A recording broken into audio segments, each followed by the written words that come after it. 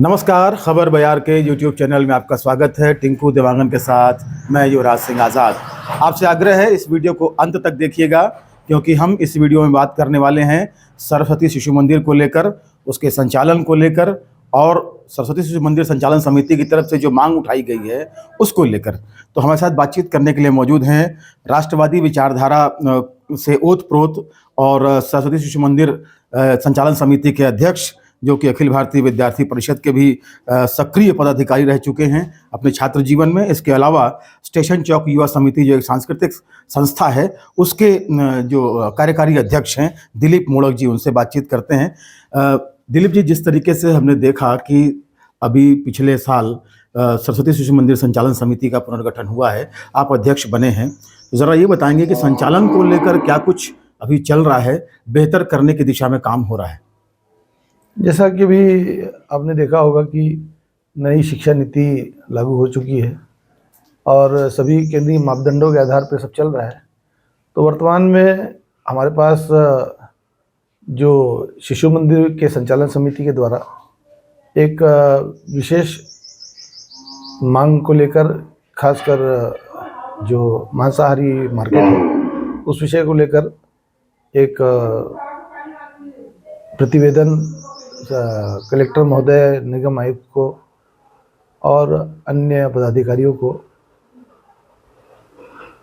लाया गया और वर्तमान में उनकी ओर से ये हमें आशा मिला है कि अप्रैल महीना तक वो मार्केट पूरी तरीके से खाली हो जाएगा, क्योंकि उस मार्केट के रहने से आसपास और ख़ासकर रायगढ़ शहर में अब वो मार्केट बिल्कुल शहर के नज़दीक हो चुका है।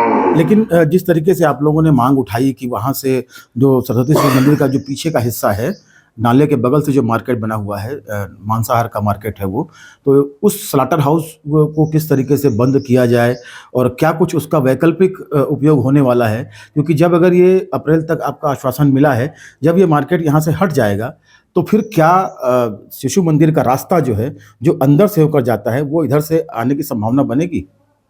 इसमें मार्केट बंद करने के बजाय मार्केट स्थानांतरण, माने स्थानांतरित करने का शब्द अगर प्रयोग में लाया जाए तो अच्छा रहेगा, क्योंकि शहर की भी ये मांग है। क्योंकि शहर जब बढ़ता है तो ऐसे मार्केट को बड़े बड़े शहरों में देखा भी गया है कि शहर से थोड़े से दूर में, और वहाँ पर पार्किंग की भी अच्छी व्यवस्था हो जाए और शासन प्रशासन भी उस दिशा में कार्यरत है और ऐसे काम आसानी से हो भी जाते हैं और लोग इसमें किसी भी प्रकार की कोई दलगत राजनीति में भी नहीं आते हैं और सबका समर्थन मिलता है सब चीज़ों में। और बड़े बड़े महानगरों में ये चीज़ें हो चुकी हैं जी, और हम आशा करते हैं कि जल्दी जल्दी हो जाए जी।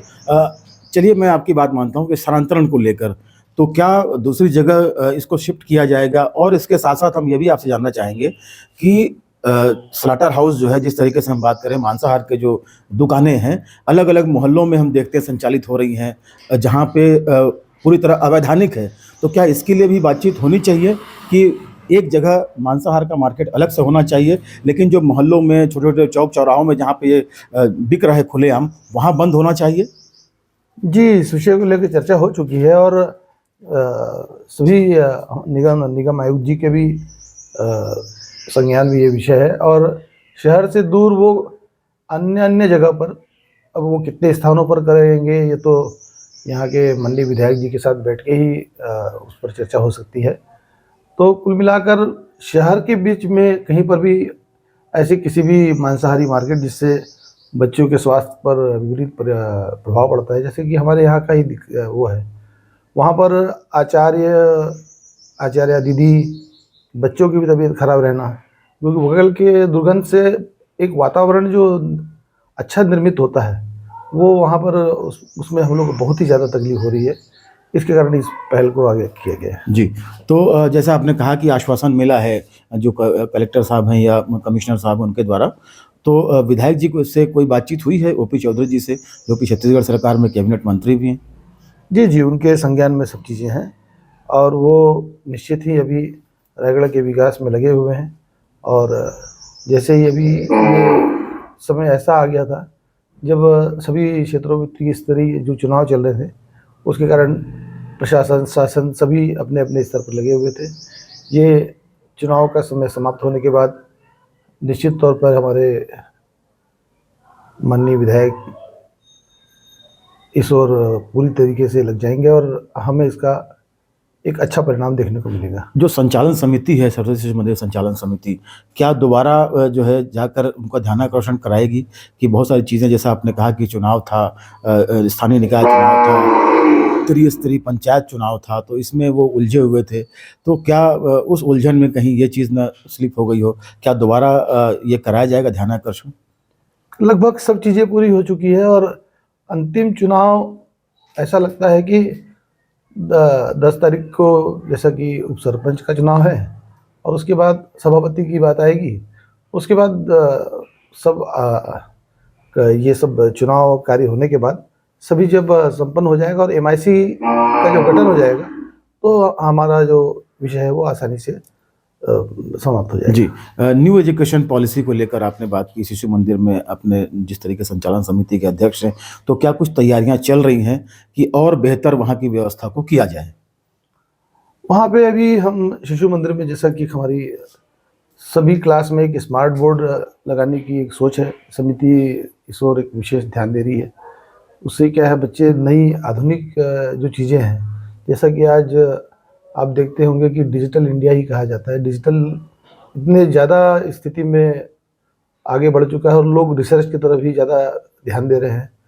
उस स्थिति में अगर हम उसमें ध्यान ना दें, और वैसे भी शिशु मंदिर में हम इसको मंदिर की ही संज्ञा देते हैं, कहीं भी इसमें स्कूल का वर्णन नहीं रहता है। और वहाँ पर आप एक चीज़ देखेंगे कि एक पुस्तक होती है सदाचार की। उस सदाचार की पुस्तक में आपको बहुत ऐसी चीज़ें देखने को मिल जाएगी जो कॉन्वेंट के जो पढ़े हुए बच्चे भी उसको पढ़ना चाहेंगे। तो ऐसी कई चीज़ें, कई गतिविधियाँ वहाँ पर कराई जाती हैं जिसके कारण बच्चे वहाँ से जुड़ते हैं। और वर्तमान परिस्थितियों में वहाँ पे जो मांसाहारी मार्केट था, उसके कारण बच्चों के स्वास्थ्य में, पढ़ाई लिखाई में बहुत सारी दिक्कतें आ रही थी।